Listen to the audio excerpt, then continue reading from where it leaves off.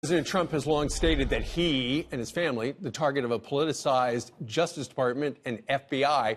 In a recent op-ed on the FoxNews.com site, former Assistant Secretary of State Robert Charles agrees with President Trump. He writes, "I have interacted with some of these professionals during the past 2 decades and never perceived them as political. But something overcame them, grabbed them, and turned them into something else during the 2016 election campaign. They devolved into political animals." Former Assistant Secretary of State Robert Charles joins us right now from Washington, D.C. Robert, good morning to you. Morning. Who are you talking about? Well, I want to just talk about this allegation that this is a reckless revelation, this memo. And in fact, it really isn't. There is a public right to know what's happening behind the scenes. It's a very secretive court.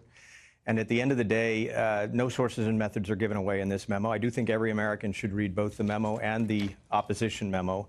But, in the grand scheme of things, it's odd to hear opposition to the release of this memo from people like Adam Schiff, because Adam Schiff has spent 9 terms arguing that there should be greater openness at the FISA court. He even wanted outside counsel to be able to present to that court. So I think in the biggest, there's always a weight, there's a moment after which the public right to know outweighs what you call sort of the endemic national security interest, and the national security interest actually tips in favor of the public right to know, and I think that's where we are right now. Surely.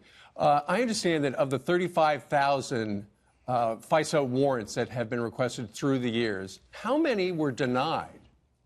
So of the 35,529 warrant requests between 1978 and 2013, only 12 were denied. And that's very peculiar as a starting point, but it's even more peculiar when you think that one of the denials that occurred was in June of 2016. And it was for a surveillance of this individual that was tied to the Trump campaign. Now, you have to understand how the FISA court works. There are 11 judges. Of that group, 4 are Democrats. But oddly, in October of 2016, they reversed themselves and granted this probable cause warrant for surveillance, apparently, of the Trump campaign. How did that happen? It happened because the press has not talked about this. There is a FISA review court, and there are only 3 members of that court. They were all appointed by Bill Clinton. And so one has to surmise that maybe this denial went to them, and individuals, 3 judges who were appointed by the husband of the candidate who provided the opposition research to the probable cause warrant, allowed this surveillance to go forward. And that again, is a very strong reason for the public right to know. Would it surprise you if they did use that dossier that has been completely unverified as proof that they got to go after Carter Page because they heard George Papadopoulos spout off his mouth when he was liquored up overseas? Would that surprise you? So not at all. Indeed, I think they did use it, and that's what the memo suggests. It goes to the heart of what is probable cause before the FISA court. 3 things are required. You have to be targeting a foreign intelligence agent. You have to be looking for either espionage or terrorism. And you have to think that a crime has been committed. Now, I'm not sure I see that in this memo. The memo doesn't suggest any of those things. But let's just imagine, they did all exist. You have a major problem, and that is this, what they call the fruit of the poisonous tree.